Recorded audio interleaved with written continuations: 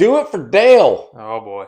This is episode 3 of season 3. So It's got to be the Dale Earnhardt episode. There you go. So Or the Tomac show, Oh yeah. Well, hell yeah. But welcome, Derek. How are you? Cold. Sick of it. We live in Florida, and I feel like I'm in freaking Antarctica. Dude, it is brisk. And it's not that it's just brisk. It's overcast and windy coming from the Yeah, there's north. no sun, so it's freezing. Yeah. Yesterday, we were in Okeechobee for the FTR race, which, by the way, they opened up the open areas and you could walk all over you just couldn't go off into the woods. Cool. Fantastic. But you got to be a fan and like walk around. Yeah. It was super. I mean, I guess the front was blowing in and we were getting the rain, but it was super. The sun came out. So like when you were in the sun, it was warm. Mm-hmm. T-shirt, jeans. Okay, it's going to get cold. Dude, this is stupid. Yesterday morning was so nice, though. Yeah. Like, I walk outside, I'm like, it feels like summer. Like, this is awesome. And then we actually did have some real rain. Yeah. I went over to Lakeland, and, dude, I'm telling you, there was 4 inches came down in That's crazy. On 60. I couldn't see anything. One of my friends lives in North Florida, and they got 6 inches of rain yesterday. Yeah. It was wild. 6 inches. We didn't get that much, but we got a good dosing of rain. By the way, you're watching the Beyond the Curve, the MX podcast. We're going to do the San Diego recap. If you notice, we did the Anaheim recap right before the San Diego race, so it got posted and put out. But yeah, we're on time this week. We're celebrating a federal holiday, which, by the way, I have friends that when the MLK holiday became a federal holiday, they were like, why are we taking a day off? The one thing Martin Luther King Jr. did was work. Yeah. Like, he would want us to be working, not taking the day off. So I jest, but also it is Martin Luther King Day here in the U.S. So we're celebrating by going over one hell of a Supercross race from San Diego. Yeah, it was wild. Which, by the way, Lee Diffie says is now one of the favorite stops on the... Wait, they loved Qualcomm. Snapdragon is really a dressed-up Birmingham stadium. I mean, it's a soccer stadium. It really didn't, and it didn't look as tight as it normally does. No, it actually looked... It looked like a whole new stadium, honestly. I'm like, there's no way it's the same track. They must have set up the floor a little differently, but nonetheless, we have full results. There was a lot there was a lot that happened. Yeah. A lot. We had a first-time winner, 2 first-time winners of the season. Mm-hmm. For the season. No repeat winners yet. We had injuries. We had how the heck did that happen? And because we would be remiss if we didn't, Vince Freeze played an important role all evening. Yeah. So let's dive in. 250, heat race 1. We find out before the heat that Jo Shimoda, if you watched Race Day Live, you saw Jo Shimoda came out of practice 2 or qualifying 2, and he just was sitting on the sidelines. Mm-hmm. Couldn't figure out why. We're watching Race Day Live at home. I'm sure you were too. What's wrong? Oh, Ricky, Adam, and JB are like, oh, maybe he's satisfied. You know, James used to do that. Yeah. No. I honestly, so I didn't get to watch much of it. I took my wife to Topgolf. Oh. So I'm trying to watch on my phone here and there, but we decided, my mom's like, why don't you two go out and I'm going to watch the kids for a little while. Sold. So me and my wife went out and... Well, how was Topgolf? We got a couple pitchers of beer and we hit some golf balls. She kicked my ass at most of the games. Okay. I won a couple, but yeah, it was fun. That place is really fun. It's expensive. But it's fun. Yeah. Worth a day out. Yeah.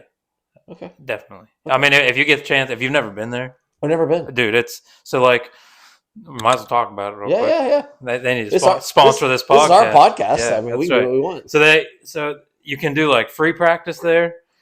Or, you know, they got all the drivers and everything already for you. You can hit with wedges. They got all of it. But there's these big TV screens in your bay. So you get a bay. That's where you eat, you play golf, whatever. But they have, like, Angry Birds, the game. So, like, you hit your golf ball and the machine tracks your ball. So, like, on the TV screen, you can play Angry Birds and then you'll hit your ball and it'll go on the screen. You can watch it hit the pigs and all that. So, like, we played that game. I beat her at that. But everything else, as far as actual golfing where it mattered. We were trying to hit the Yeah, targets. my and wife stuff. used to be a golfer, so Oh, she really? kicked my ass. Yeah, She used to play golf. yeah, Well, I need to get her out on the course. yeah. There you go. Okay. We've Cool. been talking about it. Cool. Well, awesome. I'm glad you guys got to have some fun. Saturday. I don't know what we did Saturday. I don't. Oh, actually, I don't remember. Yeah. Oh, I played golf Saturday. There you go. Yeah, I played golf Saturday with my nephew and my quote unquote son-in-law, and Bryce. So it was just a golfing weekend, wasn't it? My nephew-in-law. He's married to my niece, so I don't know what he would be, but he's. That's It was a family. that's getting too far out. It was a family golf outing. Yeah. How's that? It was There a you family golf outing. We played out at the Lake Wells Country Club, which, since we're talking golf, Lake Wells Country Club used to be this absolutely breathtaking place to play golf. Man, I do a lot of work there, and it's just. And it is sad. It really is sad. It's really sad what it is. The golf course is a Donald Ross design. For those that know golf, he's an amazing designer back in the day. It's part of the Florida Golf Trail. It's really cool, I would hate for it to shut down because there's just some cool holes out there. There's just some cool, but man, it is not what it used to be. So, but we played out there, and it was fun. But and then I came home to watch a little race day live, and we're watching, and whoop, we go back, and we're watching in Jo Shimoda, and come to find out, we get ready for Heat 1. Someone smacked Jo Shimoda with a pit board, or Jo Shimoda smacked someone with a pit board. And I heard that there were some yellow numbers on it. I don't know what that means. Like star? Who has yellow numbers? Oh. Yeah. But accidents happen. Yeah, I mean, and you noticed that during the mains, the guys were holding the pit boards higher, or they were pulling them up quick. Like there must have been a call, like, "Hey guys, this is really close. We gotta." I'm not saying it was on purpose. No. I doubt it was. It's not impossible. Yeah. But either way, like, there's a lot of inertia going into that pit board, and those things are hard. So, but yeah, that's 2 fingers. Yeah, and they're crushed. Dude, like, if you've seen the pictures, I've broken many fingers, and they've never bruised like that. All right, before we go further, I like Jo Shimoda. He's a cool, quiet kid, whatever. Never really considered him the toughest of dudes. I got a new opinion of Jo Shimoda.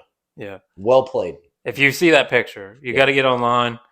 Maybe we can talk Michelle into putting that picture on. Yeah, right, like somewhere right in here. So, like, right at the 7-minute mark, we'll tell her. Jo Shimoda-san. Yeah, that was wild. You had ninja skills to make it through the night where you did and complete the day. Mm-hmm. Good job. That was great job.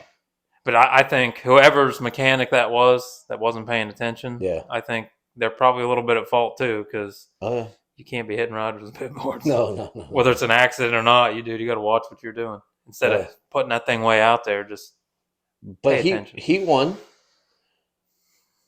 Pro Circuit has to bring in a fill-in rider.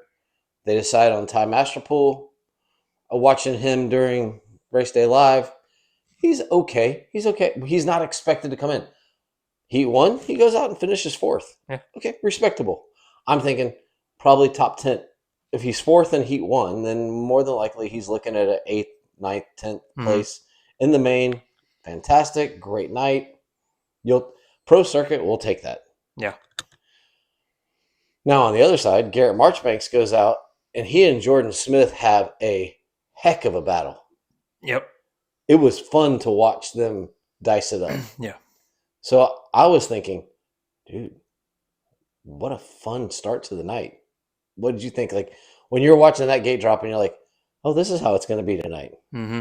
Oh, it just based off the last race. I'm like, if it's anything like the last race, then I think we blew the A1 away. Oh, for sure. I mean, and if it's going to continue that, it's just going to be wild. But no, that was good racing. The way Julian Beaumer was riding, I'm impressed that he didn't pass them. But in my opinion, but those two were. Like you said last week, you had Jordan to win.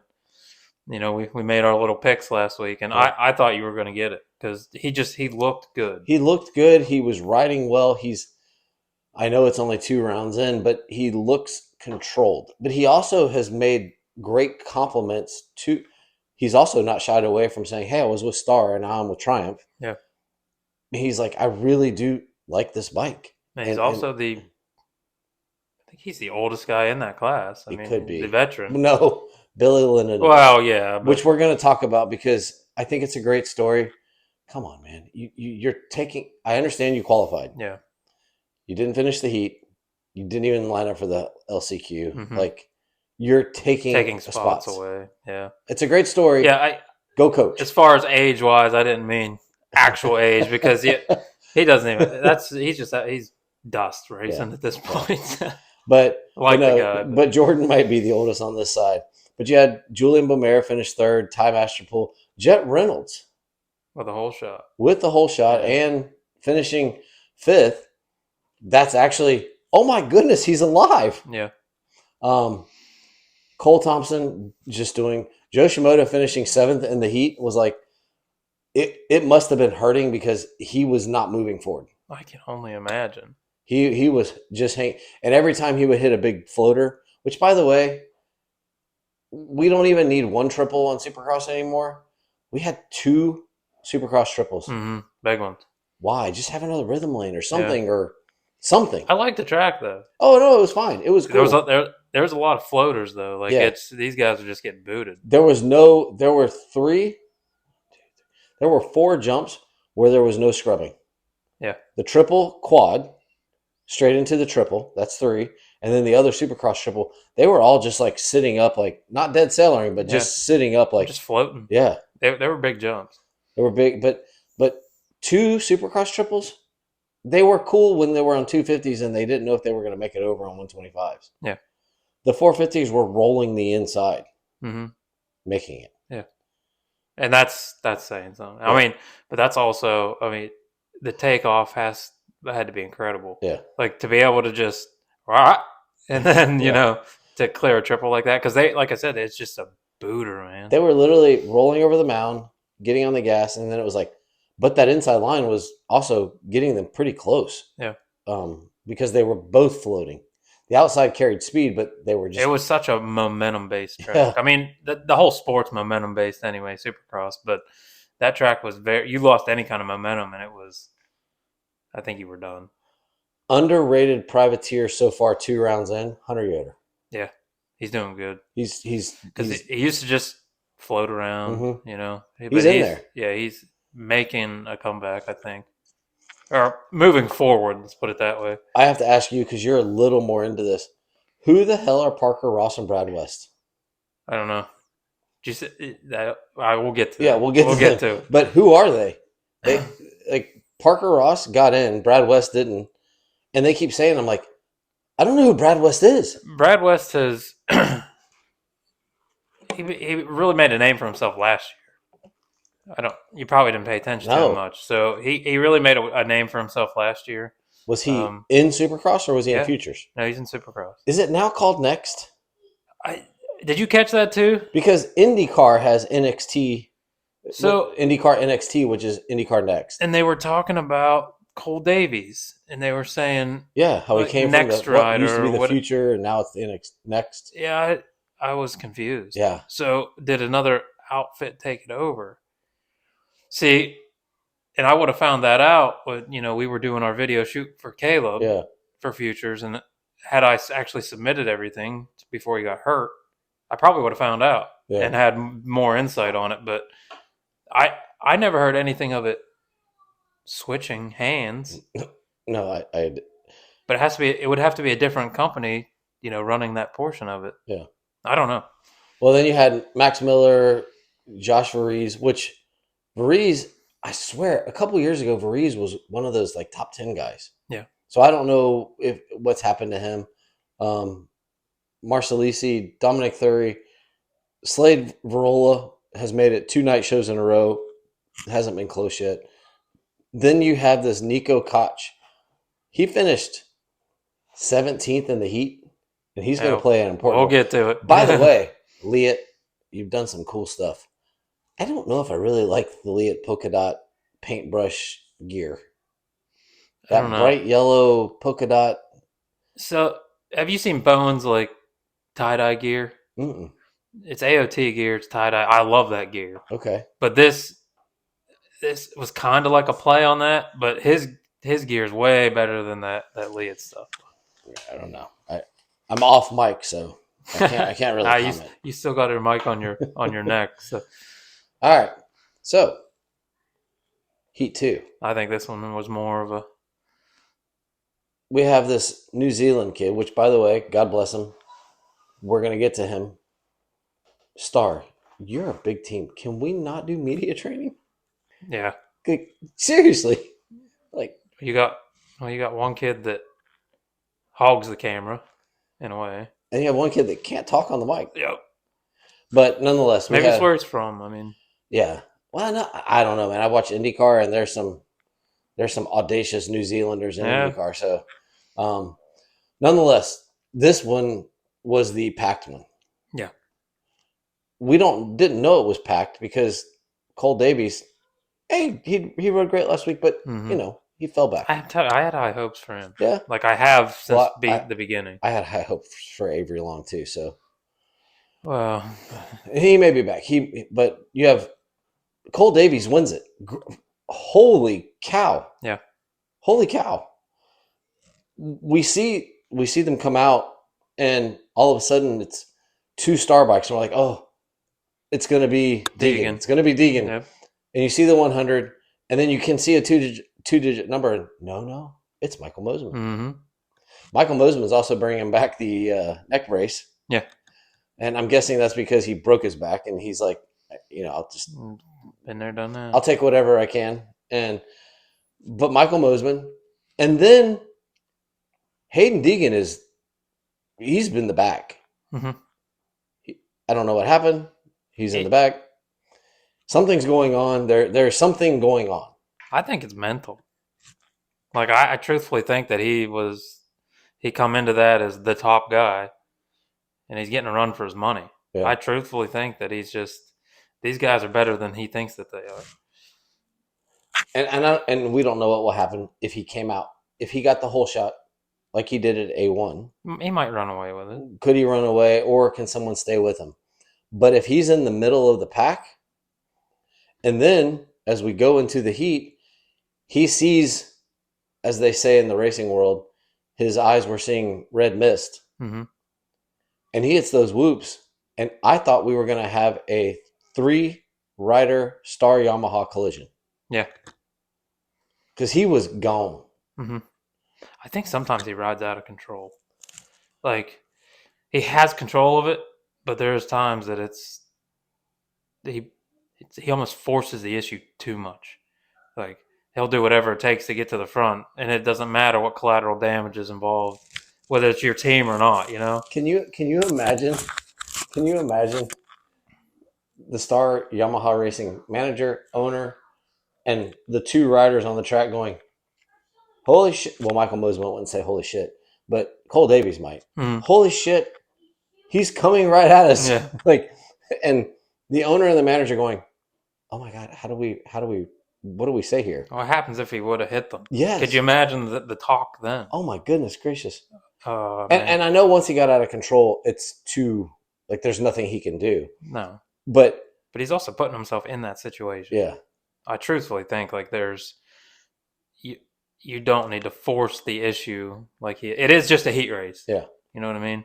But the fact that Rider D was riding well in that heat. And the fact that when he passed Rider D, goes through the whoops and falls and still gets up in third, there is a separation there. Mm-hmm. As much as we're going to talk about it in the 450 class, but as much as we want to talk about the depth of the class, there is a separation. Yeah. There really is, because he took a big fall. And he got up pretty quick, but still, he didn't get past. He literally stayed in third place, and then rode it in. And props for him. He is really good at that. When he falls, he gets up and he regroups and he gets going. Yeah. So as much as crap as we give him, you got to give props where props is due. When he falls, he gets up and quickly and gets going. And he did not lose a spot and still beat DeFrancesco by over 5 seconds. 5 seconds, yeah. Or right at 5 seconds. Yeah, he usually, I mean, he gains his mental composure. Yeah. Or keeps his mental composure Yeah. very easily. It's like Yes. almost the wreck kind of like, oh, it knocks him back into reality. Yeah. Yeah.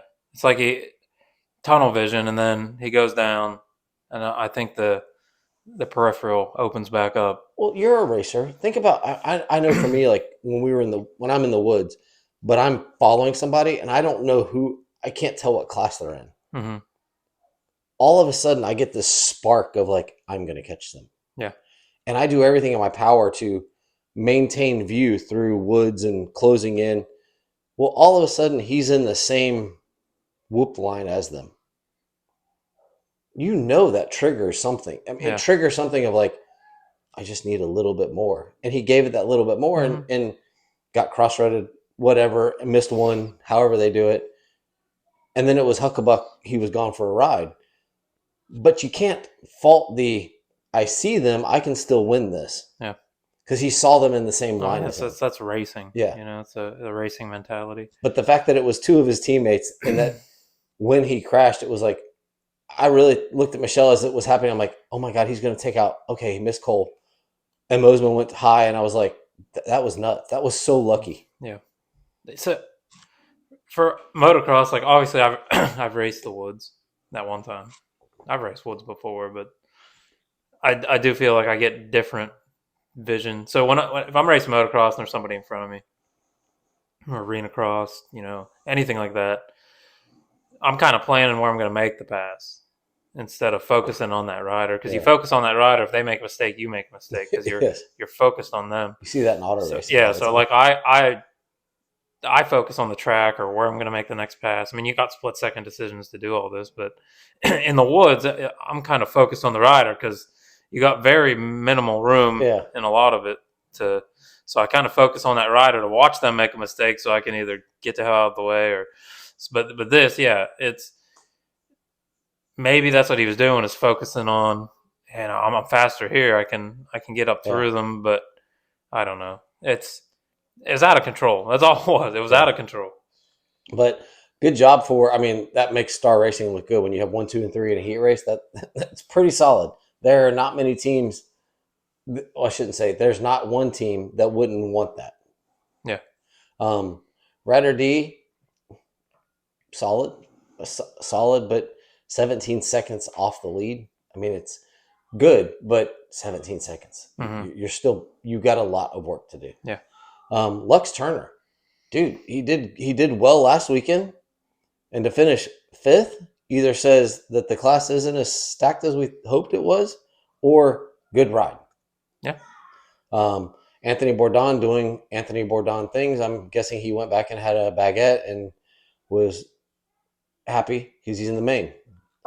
Cody Schock, disappointing 7th for Cody Schock. I don't know what happened at the start, but he was back there and then got there to where he was. So Gavin Towers is a story we want to follow because he was with the Yamaha crew, went to Europe, and has kind of come back and doing his, I won't say own thing, but you know, I've been looking at Gavin Towers. I've always been wondering if I don't know how old he is.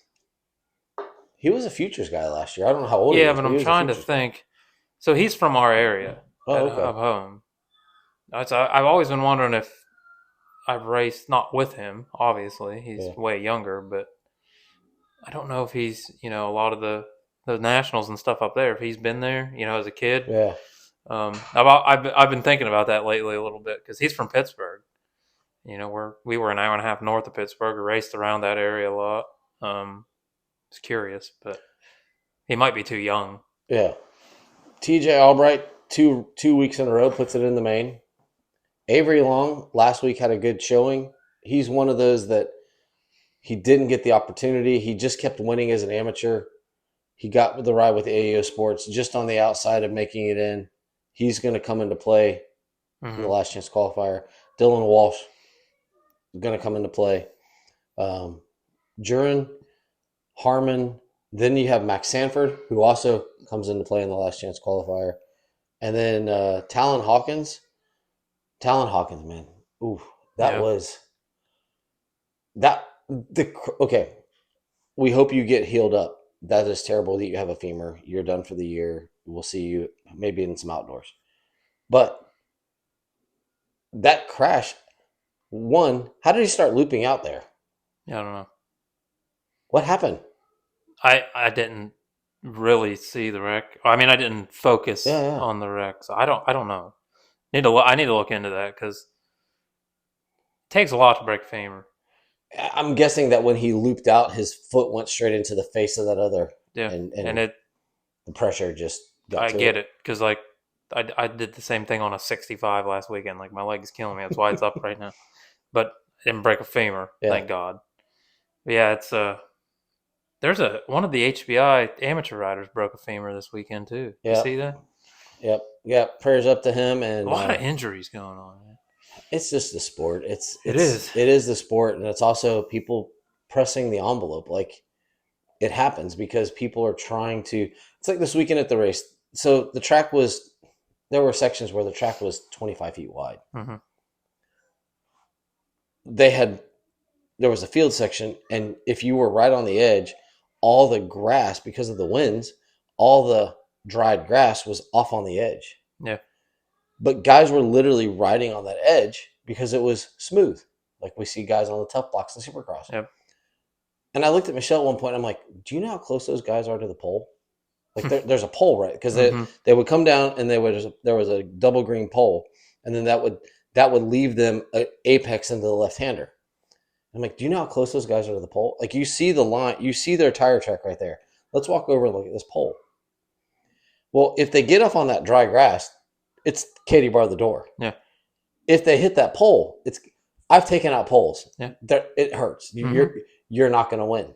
These guys are doing 40 miles per hour beside these poles just so that they can. These are amateur riders that are going for a wooden plaque. Yep. So only imagine, intensify that. These guys are going for a paycheck and glory. Yeah. And I don't say that to compare and contrast. I say that to, we have a skill set that we think we can do. And even these guys, there was a guy that came into the braking zone and he got a little more on the back brake than he wanted to and started doing the swap. And it's like, yep. Mm-hmm. And he's skilled. So these guys are super skilled. Yeah. They're going to make mistakes. And like I said, I just don't know, like, was he seat bouncing so hard that when he hit the gas, it just unsprung? Yeah. And then it's possible. Because it didn't look that. Avery Long's crash in the last chance qualifier looked way worse. Yeah. But we see the damage was done on the loop out. Yeah. So that covers 250s.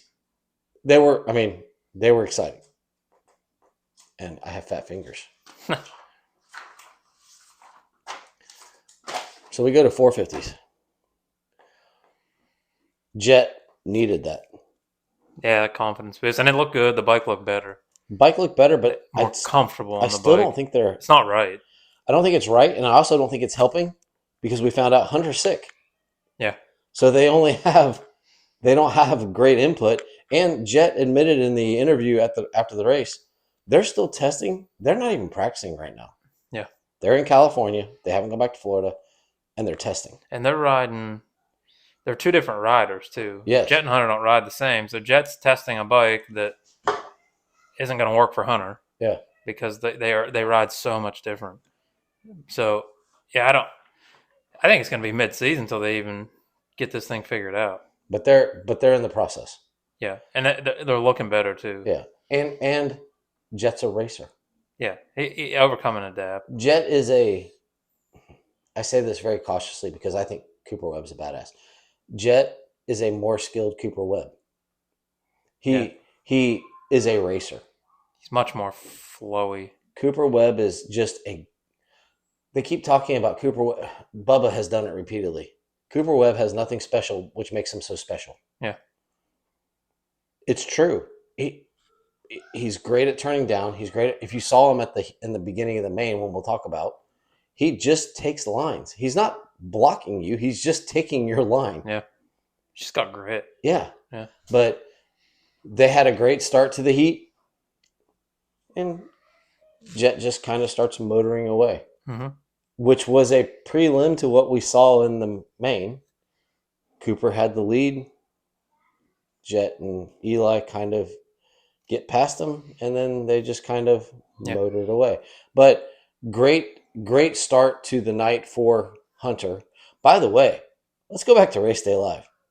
Was it the first qualifying session that the top four were separated by 0.02 of a second, or two? It was ridiculous. I didn't see the first, but I seen the timing. So I was watching the timing a little bit. Yeah, it was. I think it was the It was like first session, but it was. literally Yeah, thousands they of were a all second. close. Yeah. Yeah. And someone pointed out, how cool is it that the 1, 2, 3, and 4, like we actually haven't had that in years, Yeah. where the The numbers lined up. Yep. and it's the top four guys are top four Yeah. guys. Jason Anderson, I'm surprised. There must be something that we're not seeing, Jason Anderson, because Ricky picked Jason last night, Nah. and I'm just It's got to be behind the scenes then. not seeing it. Like, it's just I finished third in the heat, fantastic, but he's not at the front. No, he's still where he needs, like where we would expect him, but he's not. But is he? Or are we expecting too much? Kind of like the Malcolm Stewart thing. I don't expect any more than where he's at. Okay. Is what I'm saying. Like, he's where I expect him to be. And we're going to dive into that in the main, because there was a point made in the main. Yeah. But yes, so Jason Anderson finishes third. Dylan Ferrand. Comeback story. Wow. I was not shocked last week with what happened with Dylan Ferrandis. And I was like, okay, this is just, it is Dylan. It's just Dylan. Mm-hmm. Excuse me, French people, but there is a lot of waving the white flag as a French person. And I thought, Dylan's just done. Yep. No, sir. Good job. And he fought. I think that was a kick in the ass last week. He and Jason actually are the ones that did the freeze bloss, that they both wrote it out. Yeah. It was those two that did that. And good job. Great job. Mm-hmm. So good on you, Dylan Ferrandis. You're not my favorite rider, but I like you in the mix, mm-hmm. because you're the first non-factory rider that can make a difference. Yeah. And you prove that. Malcolm Stewart, fifth. I don't know if we're ever going to get Heat Race Mookie back, because I think he's so worried about making it through. Yeah, just putting it on the board. Yeah, I don't think we're going to get that speed, that whoop drama. And I honestly don't think the Husqvarna can do what they want it to do through the whoops. And it's just, at this point, I mean, it's dwindling out slowly. Yeah. And obviously, I think they're still putting the effort into the team, but I don't think it's as much as the rest, No. you know. But he is where he is. He actually had a perfect main. Mm-hmm. Aaron Plessinger, is he just off, or was last year his peak? I don't know yet. What did he get hurt, or is he just? He was. Was he sick or was he hurt? That's what I was trying. He got hurt last night. When he pulled off, he was holding. Well, last night he got hurt. He was holding his arm. Yeah, but I don't know. I didn't know if that was sick or. Yeah, I'm not sure. I can't. Or if he was like holding his stomach, but he was, just. Yeah, I can't remember, because I actually was watching that storyline, but I can't remember if he's. And I don't know what he looked like coming into the season. Yeah. But let's also remember, he had the largest. It's hard to be in the position he was last year, as he held the red plate. He had a great summer. He represented America.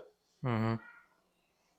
And that is, as a competitor, that's tough to then regroup and come back and do that again. Yeah. That's why these guys that do it over and over are so special. Yeah. Because it's very hard to. I know what I had to do that last year, and I don't know if I can do that again. Yeah. That's a lot of energy. Yeah. Like, it's mentally exhausting. Yeah. So that's why what Eli is doing is astonishing, because to do that repeatedly. Yeah. 11 years. Yeah. Straight, essentially. So Justin Hill didn't have the Justin Hill that we saw last weekend, but dadgum, the dude's real this year. He's still there. He's there. I mean, he's still there. Straight through the main. On a black KTN. Yeah. Which, by the way, if you ever see the Tedder hauler, it's still from back in the day. Like it's not. They haven't changed the wrap or anything on it. So, Mitch Oldenburg, the Beta. I'm happy to see that Beta's making mains consistently this year. Yeah. He did not have a good main. Colt Nichols, thank God he made it in. Grant Harlan will come into play. Kevin Moran's finishes 14th will come into play. Kyle Chisholm finishes 15th. Yeah. Kyle Chisholm, can we just say maybe the best unsung hero of Supercross? Like the dude he qualified like 30 something. He just loves it. Qualified 30 something. Finishes 15th in the heat. And we'll talk about it in the LCQ. Mm-hmm. The dude is he's I don't understand. He's on fire. I mean, he's just a racer. Yeah. It's just in his blood. I mean. And by the way, when he's home, when he's not testing for HEP. No, not HEP. X-Star. Who's he race for? Progressive. Yeah, but who's the team? Jesus Christ. It's a heck of a day already. Sorry. That kind of freaks me out that I Twisted T Suzuki. Twisted T Suzuki. Dustin Pipes. Yes. Dustin Pipes. When he's not testing for Dustin Pipes and he's not racing, he does like reconstruction on home. Like he buys homes and flips homes, and that's what he does. And a lot of these guys do have, like Jason Anderson has a big investment portfolio. Yeah, but that's what he does. Yeah. Like he still has his dad. Like his dad is still kind of big in his. You'll find Kyle at some of the local tracks here too. Yeah, like when he's home. But so like the guy is just literally a grinder. Heat 2. Eli got a start. Need we say more? That's all it takes. I mean, he pulled the start. Like, not only did he pull the start, he was 2 bike lengths ahead of everybody at the start. Yeah, and gone. Yep. And, hold on, time out. The reason he was gone is because Vince Freeze was second. Yeah. And it took a long time for Chase Sexton, Ken Roxon, and Justin Barsha to get by Vince Freeze. You have to watch. I mean, they all know. Yeah. Heaven forbid you make the wrong pass on him, and he's just going to take out your tires. Yeah. And so once that happened, it was like the perfect scenario. Eli by the second lap was out to like over a 4-second lead. Mm-hmm. Now, Chase eventually made it to second and started closing the gap. I don't know if it would have changed. I don't know if Chase could have closed him because I think Eli was just feeling it. Hauling ass. Yeah. Yeah. Throwing the bike. Like, and we're going to talk about that in the main too, because it's just there's shit that just needs to be. Ken Roxon is starting out the year well. He must be healthy. And if he can carry that through, I might see a win out of him. He is one of the guys that I can see if he can get a lead, if he can get one of those starts. Yeah, because he can make creative passes. Yes. He can throw a bike around a little bit differently than everybody else. Yeah. Even Tomac is like a bulldozer. Roxon's like really crafty. Yeah. Really crafty. And he's just so smooth. Yeah. But he looks healthy right now. Yeah. And he looks good. And if we can have that, I don't know if he'll win, but having him at the front. Yeah. The right scenario, I think he could. But it's fun. Like because he's just, and again, they went with the German stuff. It was a little more white this weekend, but there was still, and I don't know if there's a subtle tone to that with the WSX or I'm not opposed. I think the German colors actually look pretty cool. It's a cool, if you look at if you look at an Audi or a Porsche, they'll have those tones on those on their logos sometimes, and I think it's cool looking. But I'm also a German fan. But his kit looks good. The bike, actually, I still can't get over it. The front fender of a Suzuki looks like it wants to hit the front tire. Yeah, and I don't know why, but it always looks like the bike wants to hit the front tire. They're Their front fenders are really curved. Yes. They've always been like that. So it makes the bike look like it's drooping. Yeah. But Kenny is riding. He's riding well. Mm-hmm. He's riding well. I know if you look at the results, he's 13 seconds back, but he looked good. He's fine. Yeah. He's fine. But let's say also that 13 seconds back there was this immovable object called number 66. Justin Barsha, he seems to be okay right now. He's where he's at. Yeah. I mean, I don't see him as a winner though. not anymore. No. I think it's just coming to the end, I think. If he gets in front of Eli, he will cost Eli a win. Yeah. Because Eli he can hold anybody off. Eli cannot get past him. Yeah. Barsha can hold just about anybody off if he's out front. But Eli can't get past him. Yeah. There is a mental roadblock to that. Yeah.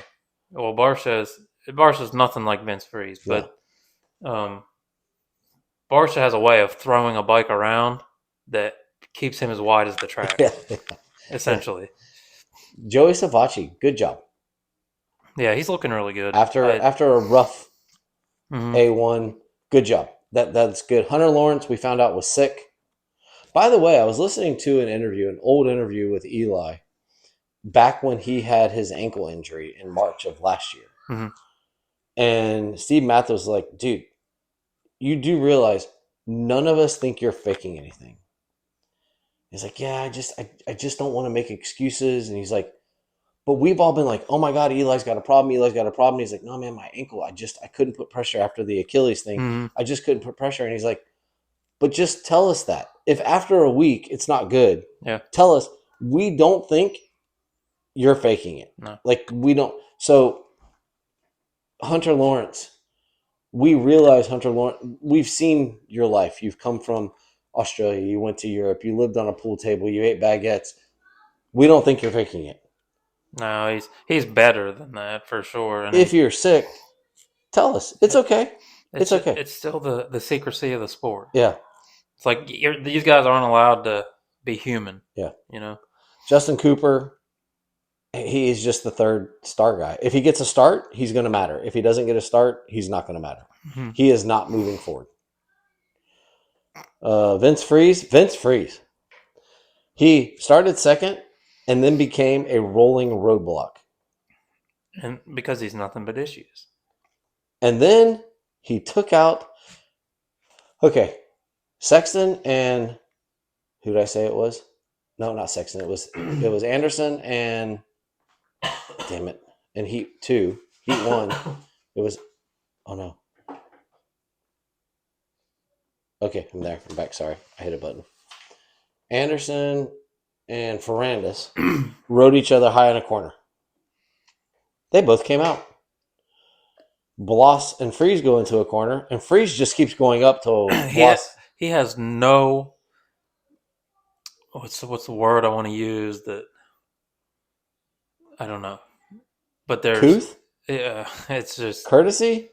There's definitely no courtesy at all. Like, I mean, they went straight until Bloss ran out of berm to go straight in, and I know Bloss could stop. But at some point, you think as a professional, Bloss is he's going to turn, and I'll just ride the edge here. Mm-hmm. I've lost the position. It's over. No. He just rode it to the top. Like, it almost just seems like everything is petty. And you have such this target on your back at this point. I can't believe they're not, like, because that's not even racing. Can someone just punt his ass? Yeah, at the point where, how does any team pick him up? MCR, he's been with MCR for years. Yeah, like, but how does any team just, like, you can't be okay with that. If I got a rider out there that's literally made a name for himself from, I don't even want to say riding dirty, because it's not riding. He's not even riding. Yeah. It gets to the point where it's not even riding. It's literally just petty bullshit where he run guys straight instead of turning. You have a turn there. You need to turn. You got to make it look like you're racing instead of just taking guys out. I mean, I don't know where at any given point that people are okay with this. When the national broadcaster says, well, that's to be expected. Yeah. That was the exact words. Well, that's to be expected. And I don't know. I don't understand how you can be that two national number hated. Two national. It's not a 3-digit guy. It's Yeah. 2 national numbers, 66 and 67. Mm-hmm. They know what to do. Yeah. They know how to do this. But he doesn't. And He doesn't do it. and one of them is riding, whether it's great support or not. One of them is riding for a factory team. Yep. That's not a good look. Race them hard. You got him. You stalled him in the corner. Turn. You've got him behind you. Go on with life. Mm-hmm. It's just, and I don't want to be that guy that. It's kind of like the Deegan thing. I don't want to be the guy to dislike Deegan. I don't want to be the guy to dislike Vince. But you did this, and then you did more in the main. And they bring it on themselves. Yeah. I mean, the guys that are like that, Deegan's just young, but he knows better. Vince Freezy knows better. Deegan, minus the shock incidents, which really wasn't that bad. It was 4 last corner, and it really wasn't that bad. Deegan doesn't really ride dirty. He's aggressive. He's aggressive. Yeah. Barsha, that St. Louis thing last year with. I really think Barsha is just at the wrong spot at the wrong time all the time, and he rides very aggressive. He's very aggressive. Yeah. But so was Andrew Short. Andrew Short, they nicknamed the smiling assassin, the silent assassin, the smiley face killer. He was that guy.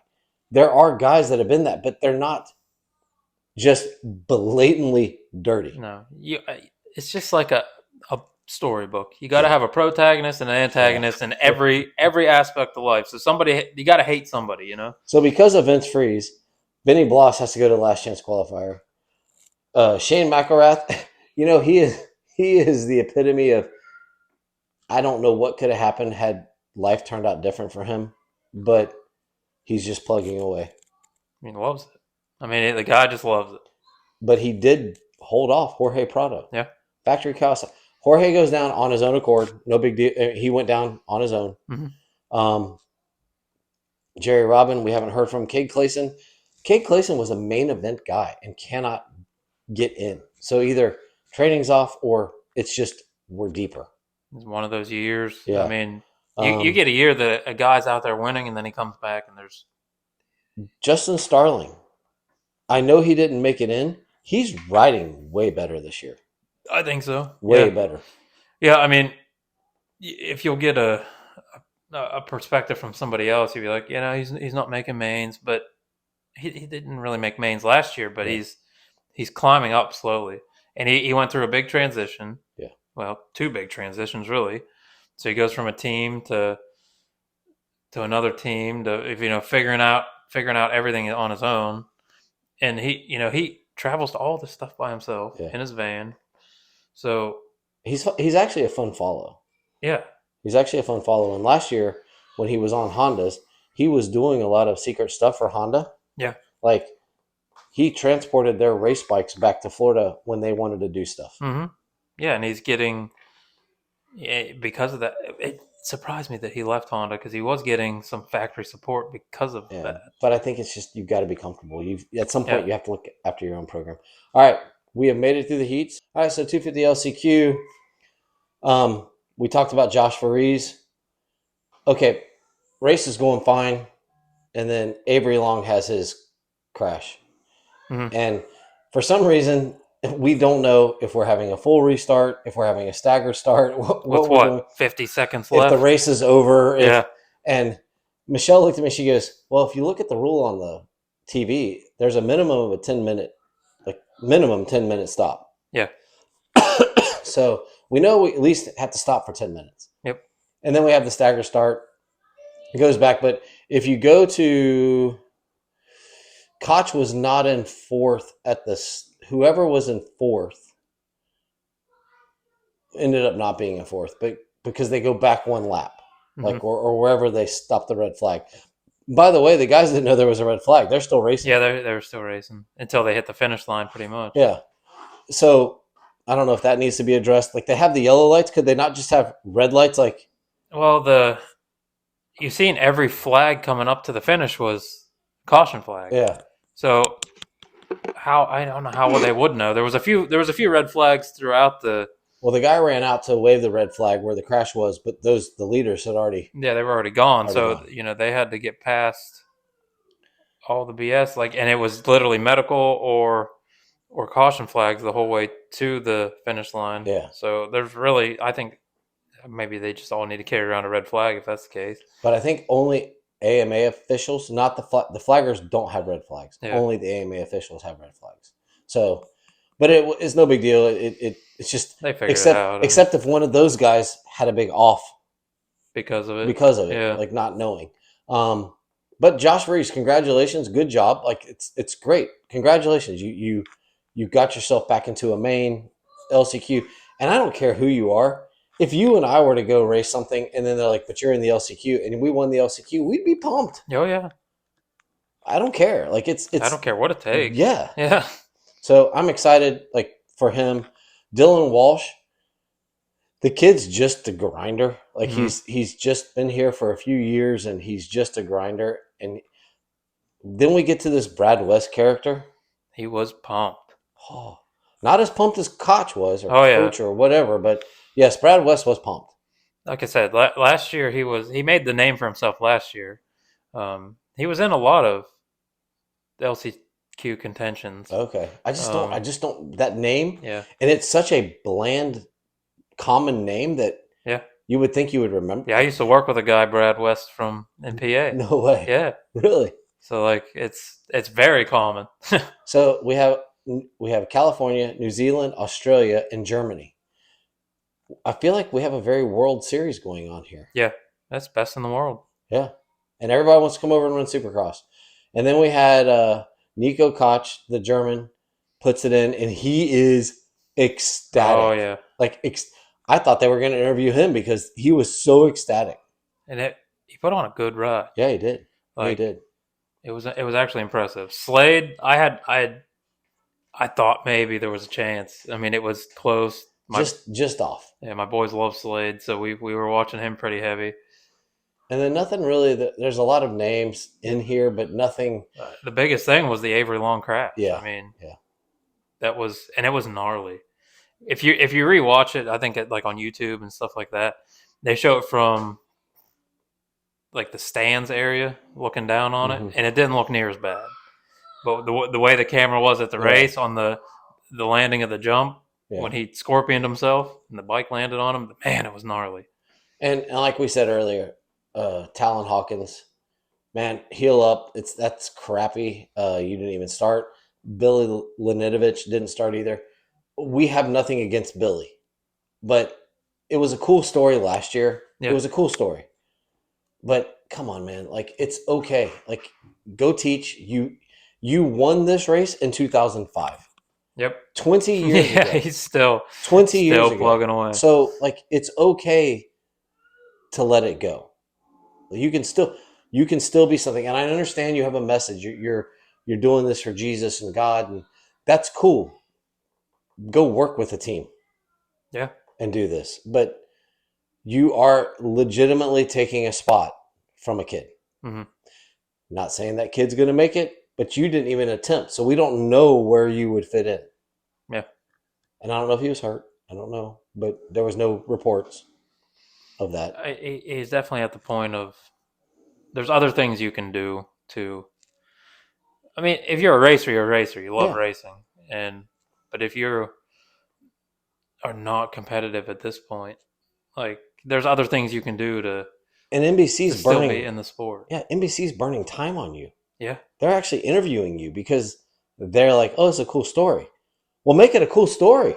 Yeah, it's pretty bland. Yeah, so I mean, I'm sorry, I'm just saying if they're willing to take money from something else to interview you, there's a reason why. They feel like there's a good story there. Either give us the good story or back away. Yeah, I agree. So, I only say that as like someone who would love that opportunity. Yeah, absolutely. I mean, he qualified. He made it in. So he's obviously fast enough to make it into the night show. Mm-hmm. 450s, the whole talk was, can Prado bust the whole shot from the outside? And well, Prado can bust the whole shot. And he had no issues. Yeah, he was fine. Benny Bloss, Kyle Benny Bloss kind of rode his way in. but 7 seconds behind. Mm-hmm.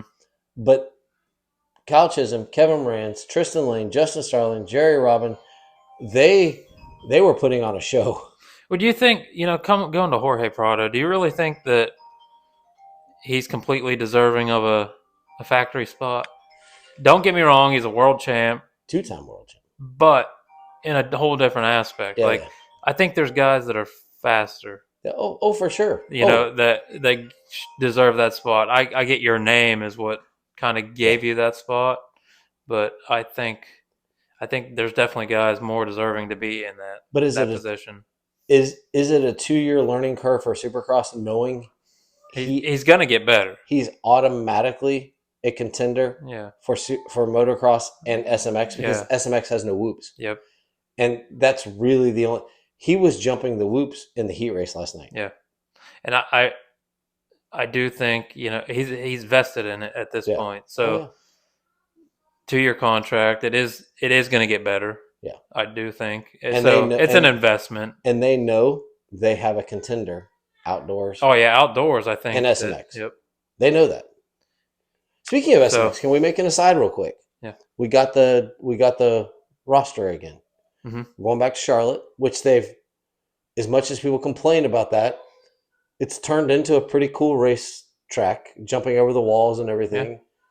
We're going to St. Louis. How are we going? Are we going up the tunnels outside?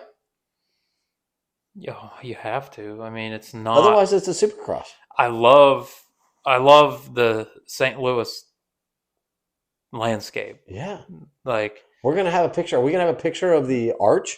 And I want to see the mountains when they're, last year when they had that storm and they were showing the mountains. Remember that when they had to? No. You don't remember that? No. Yeah. So last year, I'm pretty sure it was last year. That big thunderstorm. I was there for St. Louis. Were you? I was in St. Louis. Because I think it was St. Louis when they had to do a break. That was Utah. Yeah, it was. That was Utah. Yeah, it was. When they had the mountain view. St. Louis, we got a river and we got an arch. That's it. You're right. And some damn good barbecue. But no, and by the way, St. Louis, it was amazing.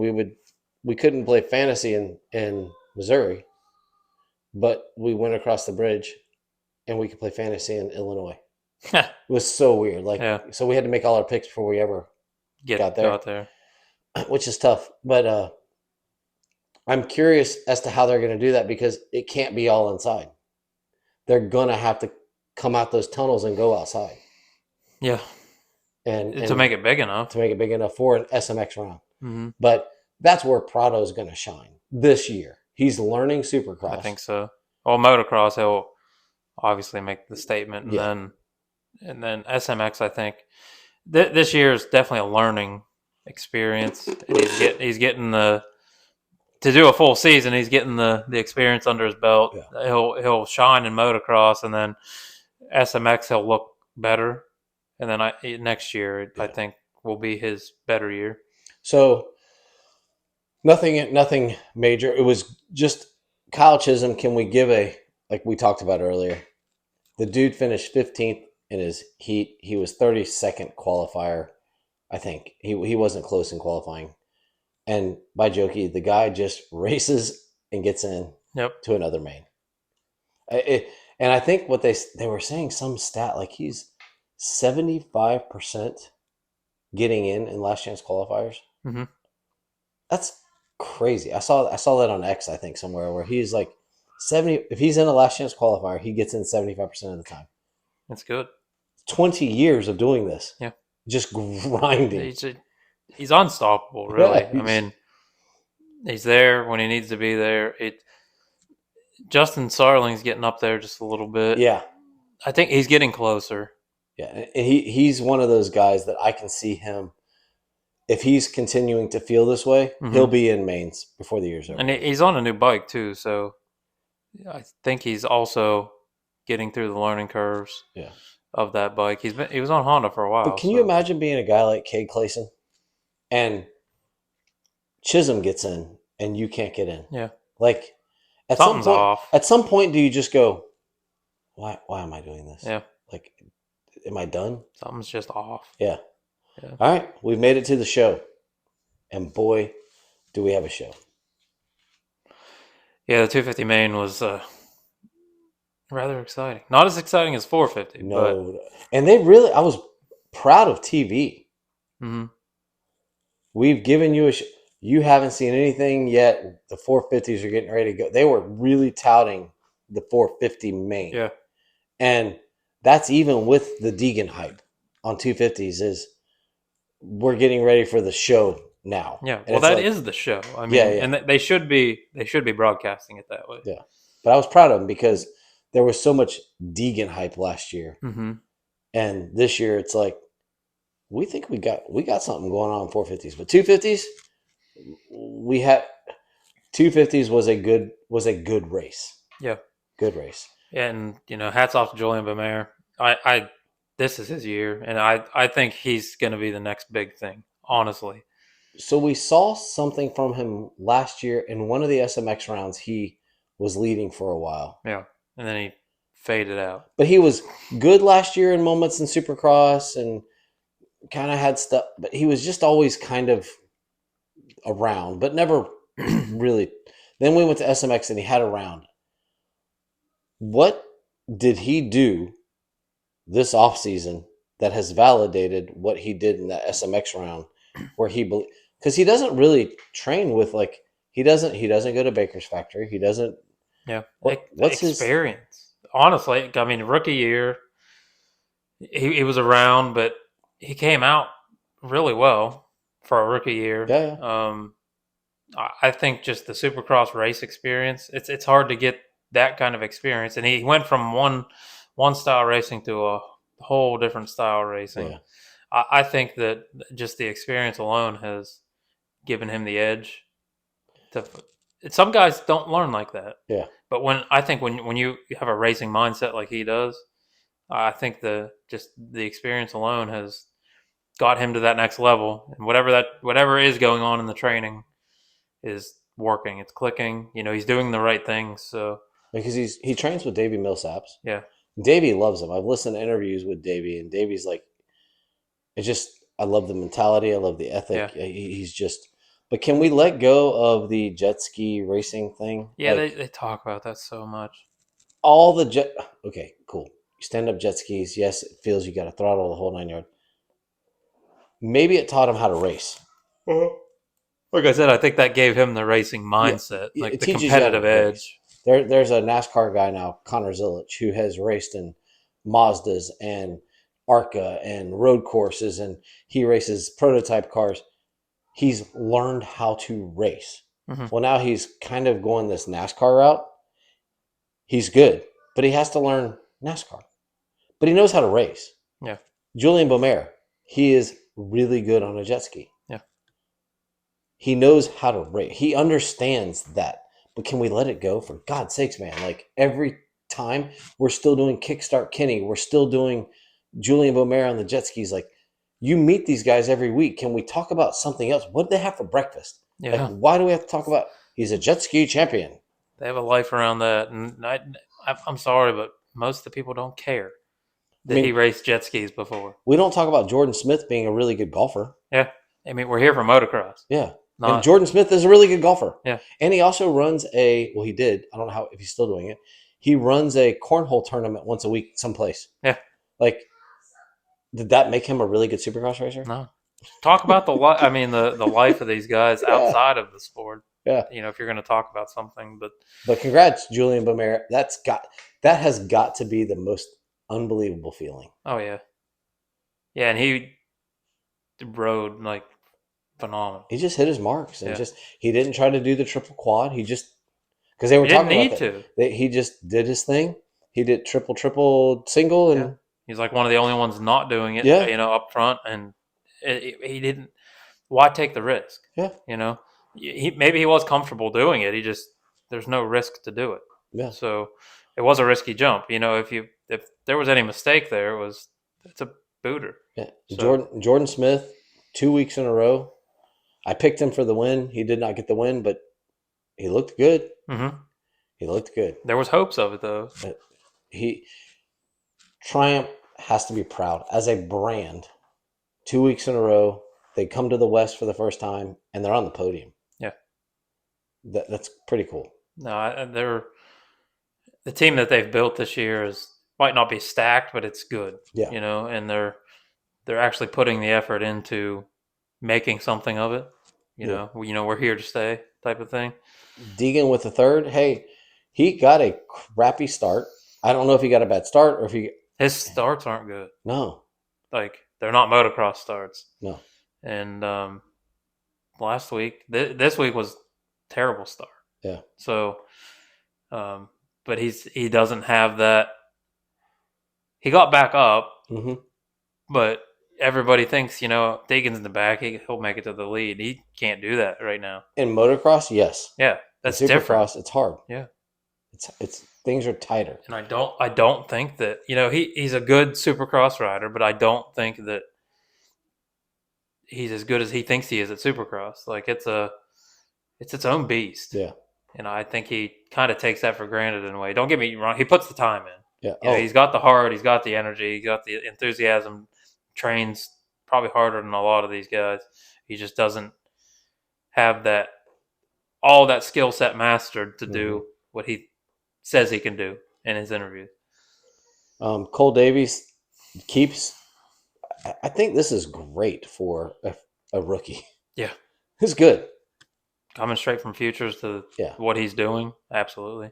It's almost like a Julian Beaumer-esque, It's got the same kind of, he's there, came from futures, and all of a sudden he's there, winning a main, or a heat. Not future, next. Sorry.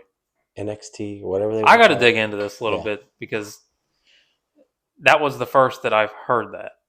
Yeah, it just kind of came out of nowhere. So, and I was like, okay, maybe they're talking. Maybe Ricky's been looking at the IndyCar site, because they are NXT for their IndyCar Light Series, but I don't know. I don't know anything about the NXT for Supercross.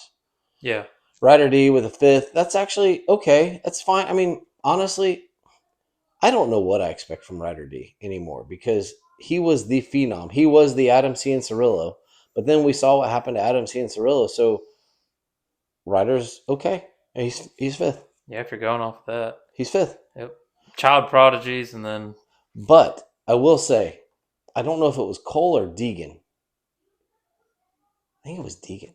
Dude, he just let Deegan go. Whichever one passed him before, it was way before the finish. It was just kind of like, oh yeah, you got this, you can go. There was no fight. That's the only thing. It was like, come on, man. Like, you are better. Cody Schock with a sixth. Honestly, for a privateer team, that's pretty damn solid still. Yeah. I mean, it's going to be tough. If Cole Davies is real and Julian Beaumer is real and Jordan Smith doesn't have crashes, to finish sixth in that group is pretty solid. Mm-hmm. Jo Shimoda with a hurt hand, and that's going to be hurt for a while. Yeah, he's got a lot of healing to do. So and you can't do anything to him. At this point, like, the title contention's probably out the window, and this looked like it could have been the year for it.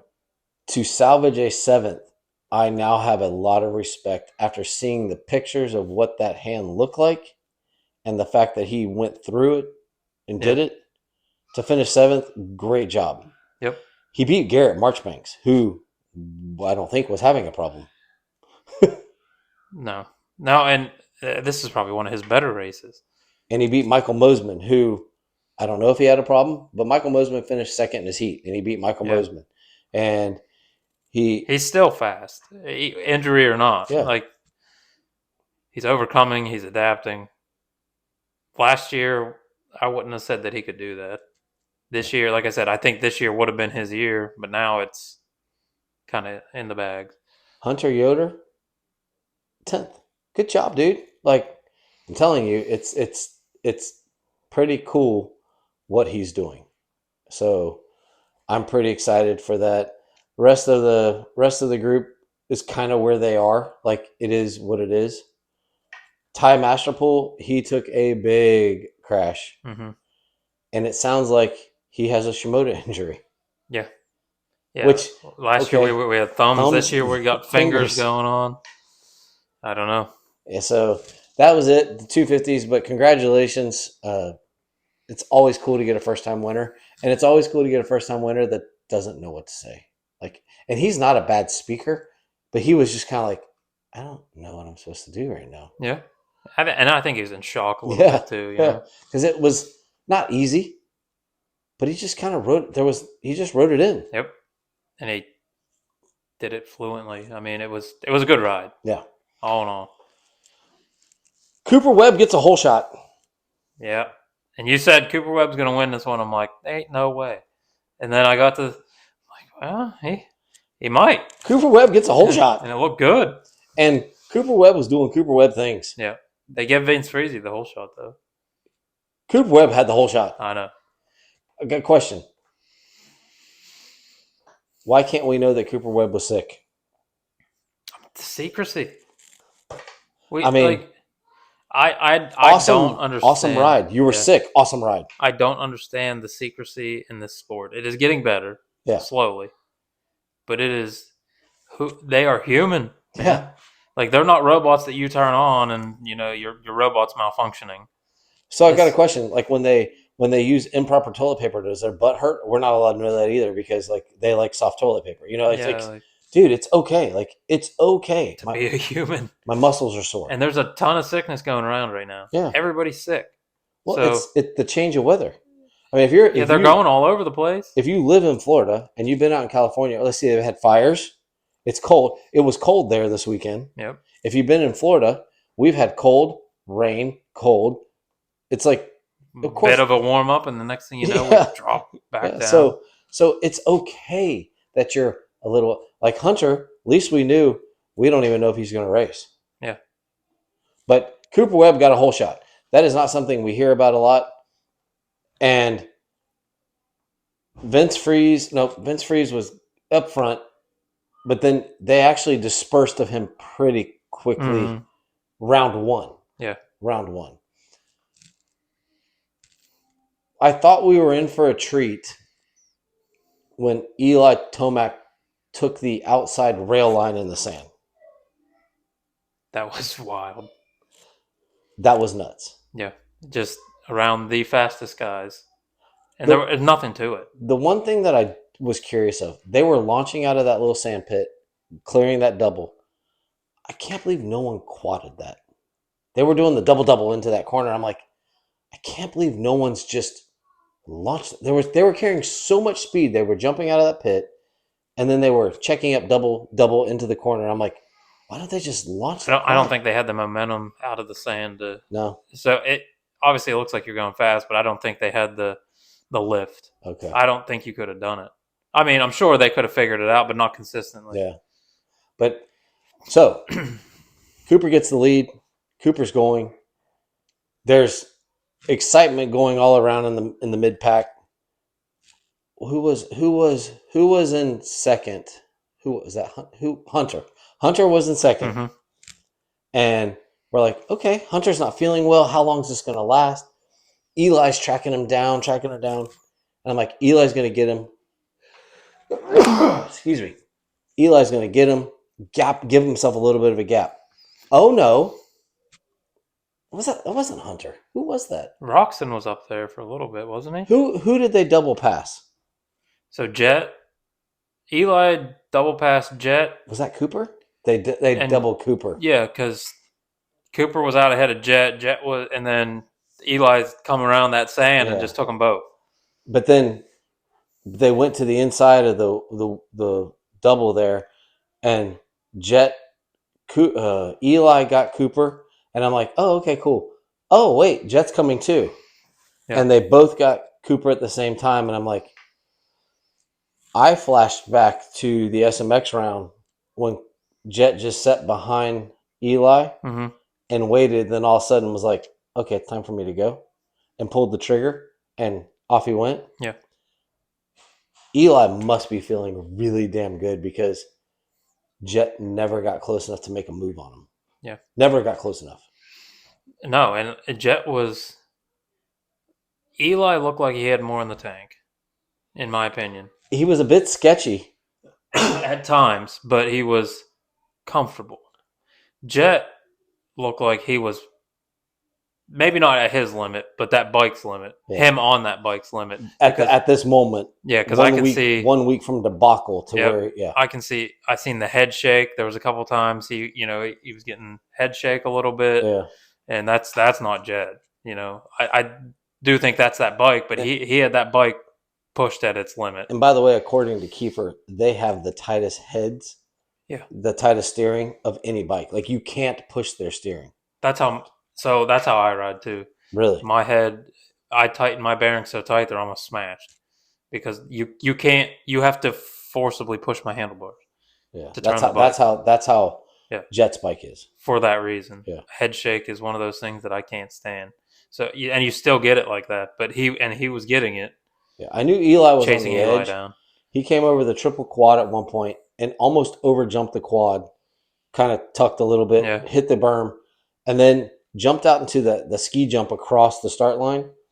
I looked at my wife and I'm like, he just jumped 3/4 of the way across, sideways, like, and just, and then once he started, he was going high and cutting low and losing a lot of, like, it was like he was starting, stopping, and then going. And then all of a sudden he started railing the outside. You see some of those rhythms that he was hitting on the right side, and he'd jump to the left side. Yes. Dude, he was like on fire. He started in the whoops on the right, and the last 3 he'd end up in the rut. Yeah.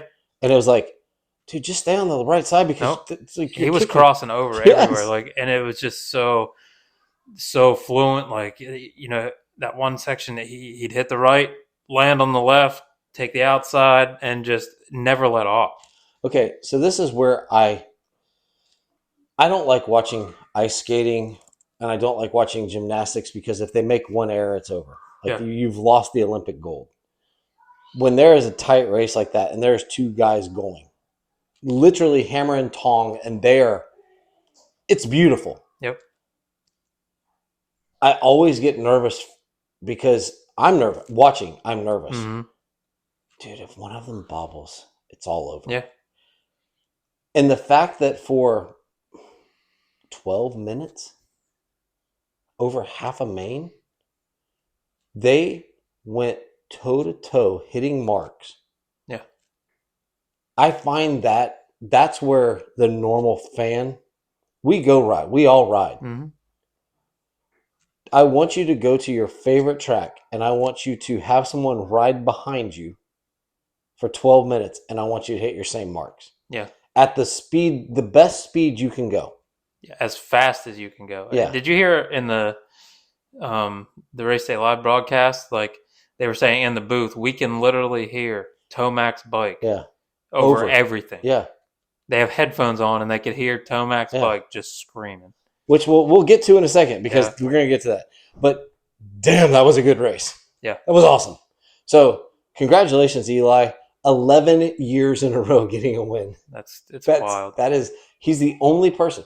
Forget the rest of the stats. Yeah. Because what he has done is probably more remarkable than the Jeremy McGrath 72 wins. I mean, that's a lot of wins, but at the time, is it really? You know, if you go back in time to then versus now, 72 wins now it's nearly impossible. I mean, it's just stacked. 53 wins. You've now surpassed Bubba. Yeah. You've won every year you have been good enough to win for 11 years straight. Which, by the way, if you listen to any professional, you have 10 years. Yeah.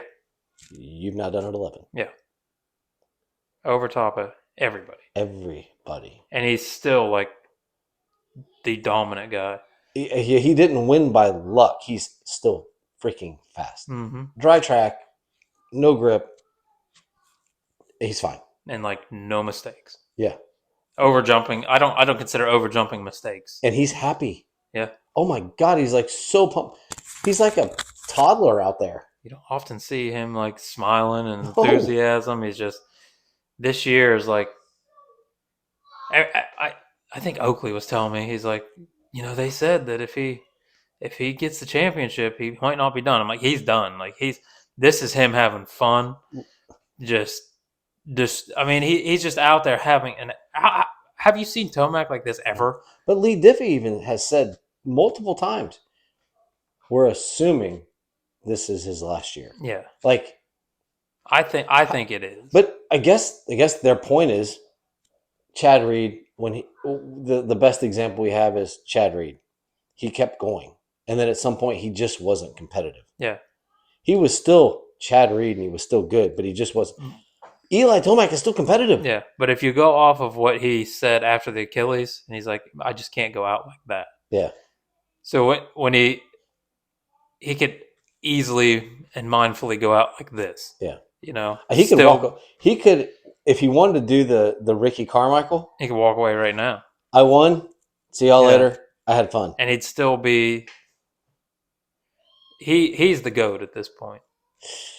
That's a tough one. I'm sorry, but okay, that's in my opinion, he is one of his place in motocross, supercross history is history. Will never waver. Yeah, like he has proven himself. Just if he could pull James Stewart and just pull over on the side of the track, lay the bike over, and say I'm done. Yeah.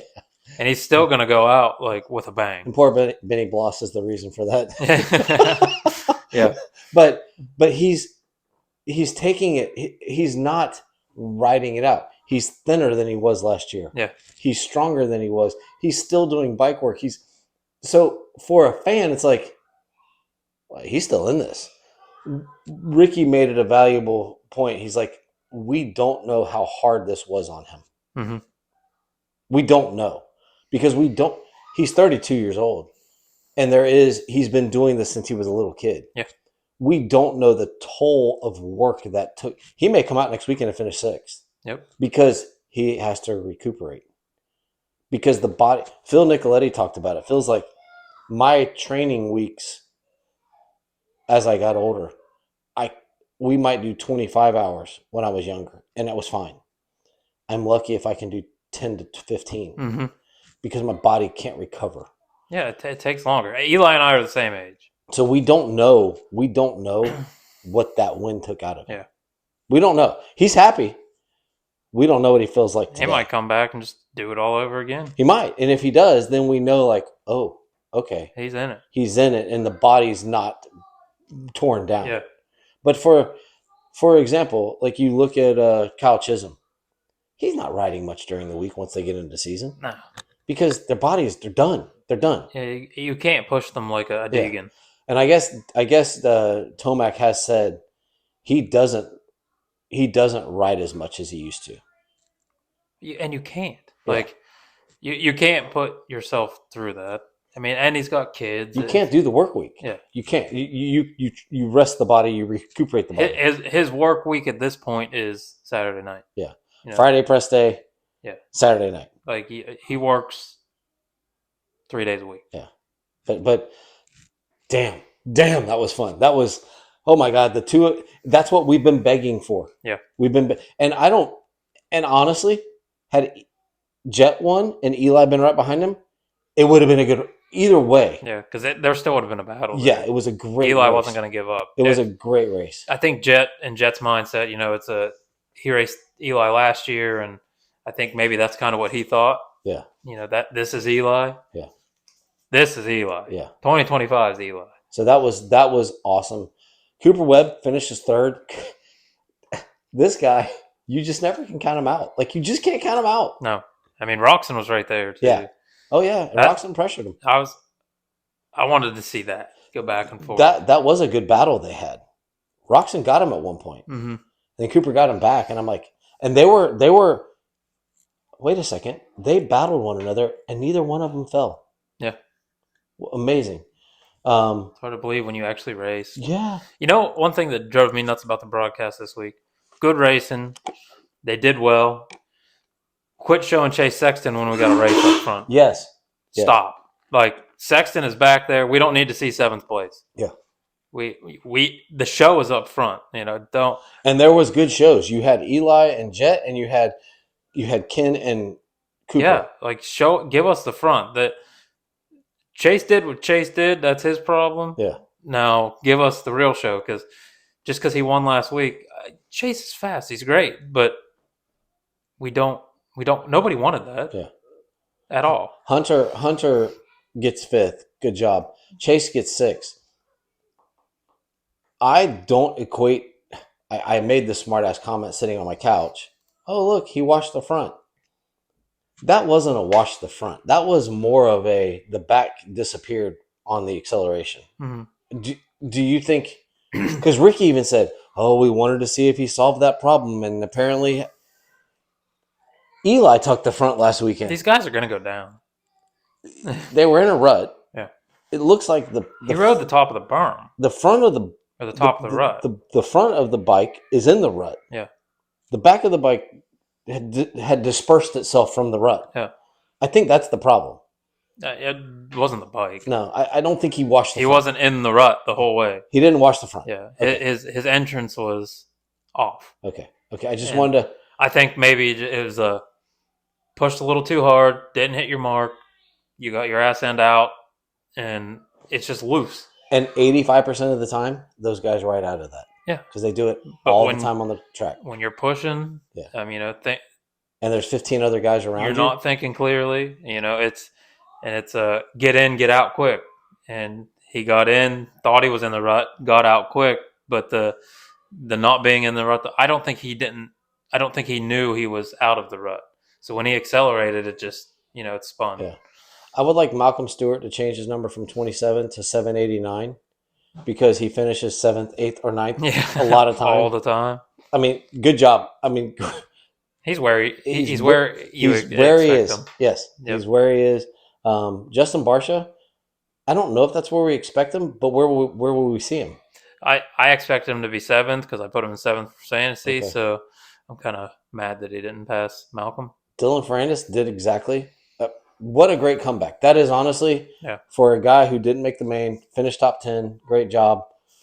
The story to me, Joey Savacci, top 10. Yep. That's very good. And like I told you, our pre-race episode, that I expected, this is where I expect Joey to be.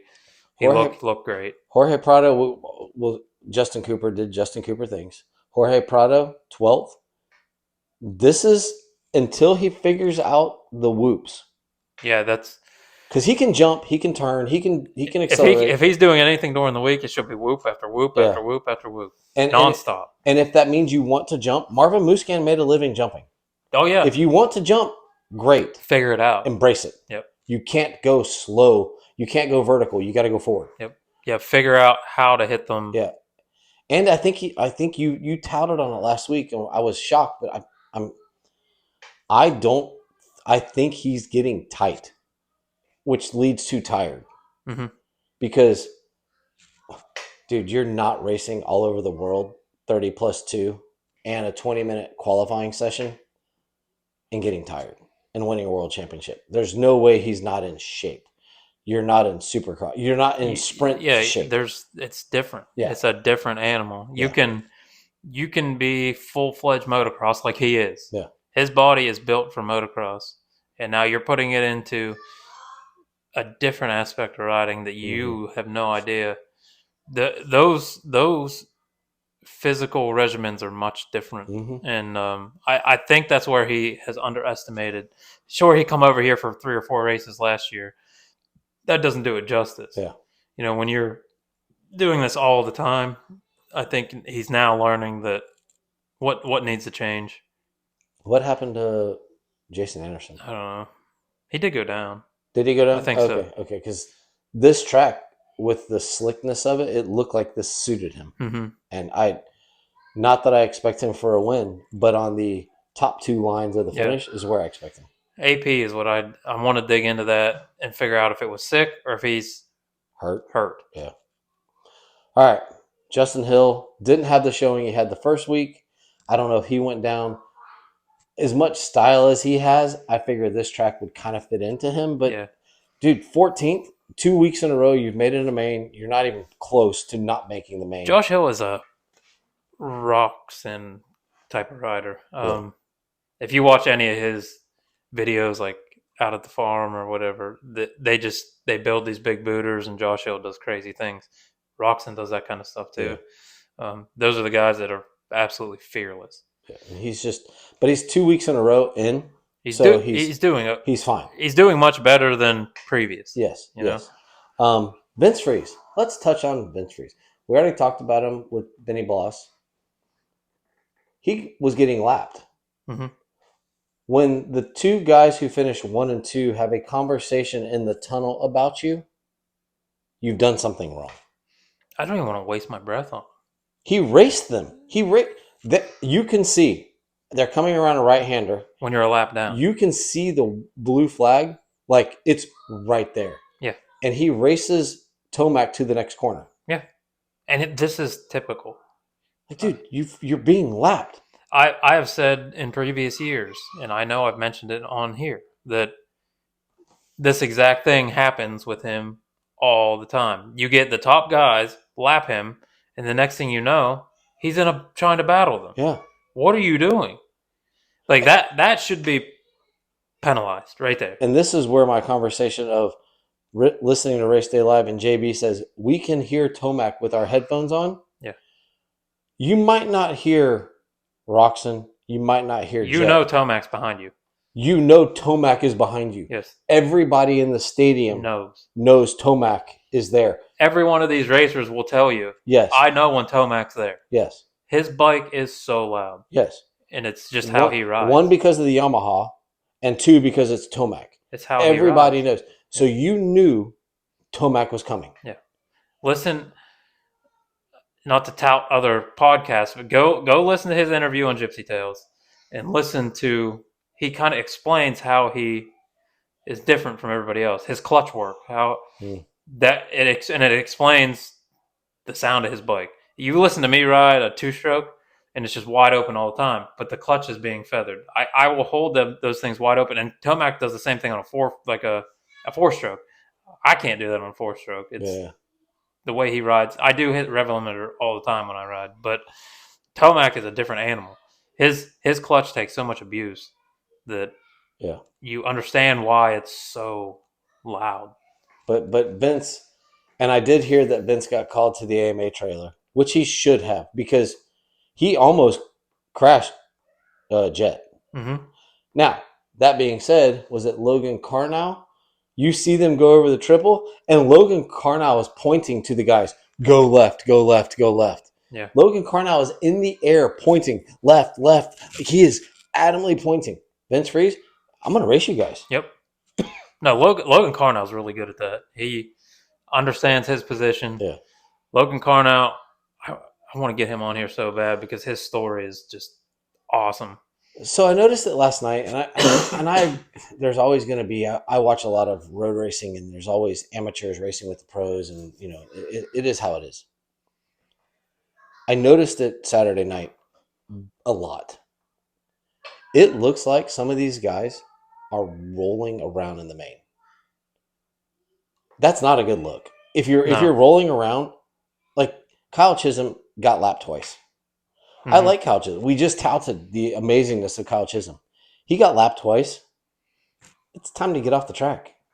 Yeah. You're even if you don't mean to, you could cause a problem. At one lap down, there's no return. But at one lap down, you can still race the guys who are one lap down, or you can catch the guy who's. But 2 laps down, they're only racing for 20 minutes. The laps are 51 seconds. How in the hell are you going 2 laps down? Yeah. Yeah, you're not racing anymore. You're on a different level. I mean, you're nowhere near the level that these guys ahead of you are, and you're clearly not putting effort in at that point. Yeah, I mean, and you could see on the TV when they would go to pass them, those guys are just rolling. Mm-hmm. Because the first time they get lapped, they're getting passed, and they're kind of the second time they get passed, they're just rolling the corner. For instance, Carnow had them all go left. Well, Tomac had been busting that outside line the whole time in the sand. Logan wasn't in the main. Who is it? He didn't make the main. Kevin Moran. Sorry, Kevin Moran's. Kevin Moran's pointed to them over the triple. Yeah. Go left. So they all both jumped, but going left meant that Tomac had to go to the inside sand lane. He had been railing that outside sand lane the whole time. Okay, cool. First time he. But for instance, let's say Chisholm, in that second time they get passed, was in that inside lane. Well, now you've really changed the complexion of what that race is. You're now in that guy's line. Because you don't know what those guys... yes, we all kind of know what they're taking, but at that late in the race, you don't know what lines they're taking. Yeah. Especially if you're Cooper Webb. Cooper Webb is he's all probably over the place. He's probably in the line you're trying to take. Yeah. So I just think once you're 2 laps down, and I've never felt that way until I watched them double lap and hang these guys up. Yeah. You know, Yeah. and almost cause wreck after wreck. It happens so frequently that. And I know lapping is part of race. I don't care what series you're in; it's part of racing. Yeah. It happens in F1. But once you're 2 laps down, dude, just call it. You're good. You're not making that up. Yep. You're not making it up. But my God, that was exciting. As I told you when I walked in, can we just stop the series now? Yeah, I'm excited to do it again. A2? Is it A2? Is this a Triple Crown or? I don't know. I don't know either. Sorry, we're not professionals. We have real jobs. Mm-hmm. Unfortunately. So Yeah. I don't know if this is a Triple Crown or not, but my goodness gracious, we're going to have some changes. So some guys in the back are going to get in because we're going to have some injuries. We have lost a couple 250 guys. We don't know Plessinger's hand situation, but my goodness, the top is healthy. Yeah. And that's where the fun's at. So. And congratulations to AC and JB. You guys are doing a great job on Race Day Live. Yeah, they're there to stay. Chad Reed, they interviewed him a couple times. Even Michelle said, damn, he actually looks pretty good. The face isn't fat. He always carried a little fluff. I think with his kids racing now, and he looks good. He's back on the bike and he looks having good. fun. Yeah, I think he's now enjoying post career. Yeah, but he looked healthy. He looked good.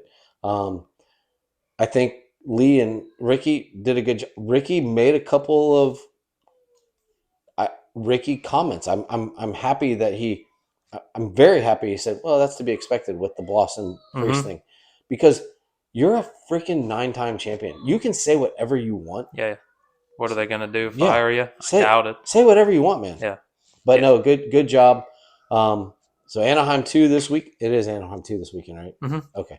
Anaheim 2 this weekend. We will get it out as quick as we can. I am so pumped that we got this one out. Like literally. Right where we want it to. It'll be out tomorrow, Tuesday. So this will be live Tuesday. But good job. When does racing start for you guys? When are you guys starting? Well, I don't know. We have we really want to do the Moto Bros Night Shift series. Some of them.